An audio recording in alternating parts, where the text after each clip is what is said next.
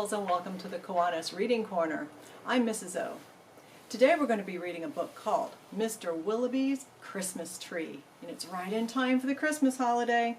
It was written by Robert Barry, and this was one of my favorite books when I was your age. Let's see what happens with Mr. Willowby. Mr. Willowby's Christmas tree came by special delivery, full and fresh and glistening green, the biggest tree he had ever seen. He dashed downstairs to open the door.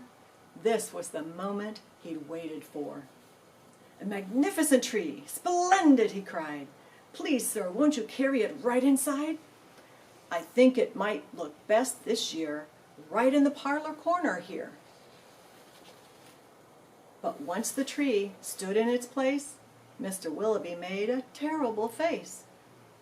The tree touched the ceiling and then bent like a bow. "Oh, good heavens!" he gasped. "Something must go." See how the Christmas tree is tilting to the side? Baxter the butler was called on in haste to chop off the top, though it seemed quite a waste. "That's great," Mr. Willowby cried with glee.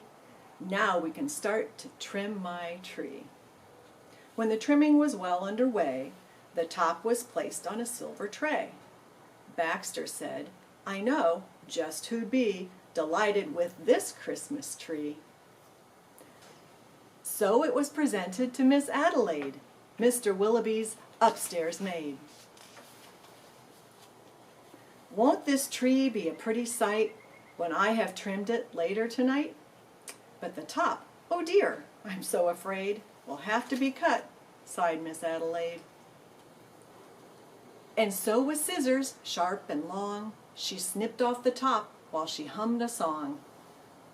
The top was set out the very next day and back of the house to be thrown away.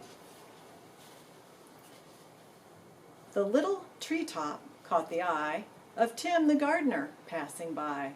He certainly was not about to see that little tree thrown out. He hurried it right home straight away to see what Mrs. Tim would say. Fa la la, surprise, surprise! His wife could not believe her eyes. "But our house," she said, "is so snug and small, I do not believe we need it all." And before Tim had a chance to shout, she cut off the top and threw it out. What do you think is going to happen, boys and girls? Barnaby Bear was padding by. It almost hit him in the eye. Now, who would throw a tree away so very close to Christmas Day? "I'll take it home, that's what I'll do. Look, Mama Bear, I've a present for you." "Isn't it a pretty tree?" yawned Mama Bear quite drowsily. "Before we go to sleep this year, let's have a Christmas party, dear." But Little Bear, standing off far, cried out, "That tree won't hold a star."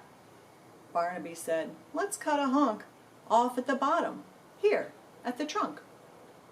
But Mama Bear just shook her head and sliced the treetop off instead. "Jolly by golly," Barnaby said with a kick. "Mama, that surely is just the right trick. Let's trim it with bells and honey rings, some berries and tinsel, and popcorn on strings." Mama said, "Trim it just as you like. I've got to tidy up for the night. This top we won't need any more. I'll put it just outside the door."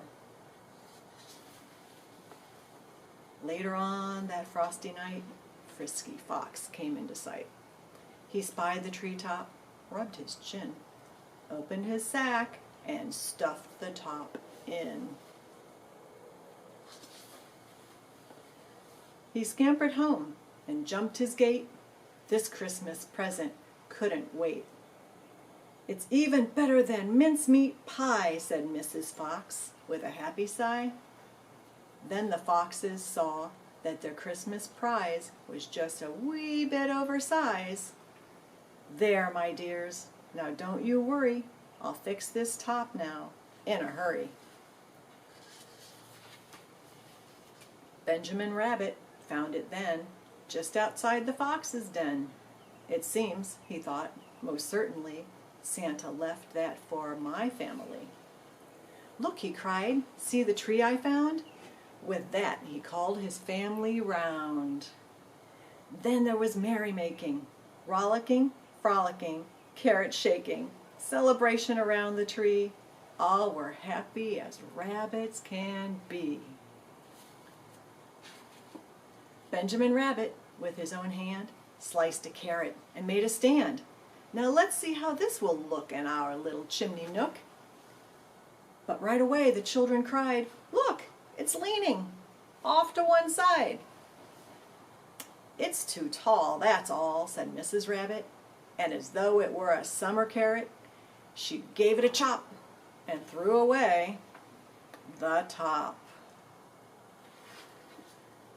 Then Mistletoe Mouse just happened to see that tiny tip of a Christmas tree. He pulled it through the snow and ice, up some stairs. He fell down twice. At last he reached his cozy house. "It's just the right size," said Mrs. Mouse. Then at the top, if you please, they put a star made out of cheese. Oh, wasn't it grand to have a tree exactly like Mr. Willowby? Isn't that adorable, boys and girls? The top of the tree ended up right next to Mr. Willowby. Did you think that was going to happen? That's why it's one of my favorite Christmas books. Mr. Willowby's Christmas Tree by Robert Barry. I hope you have a Merry Christmas. See you next time.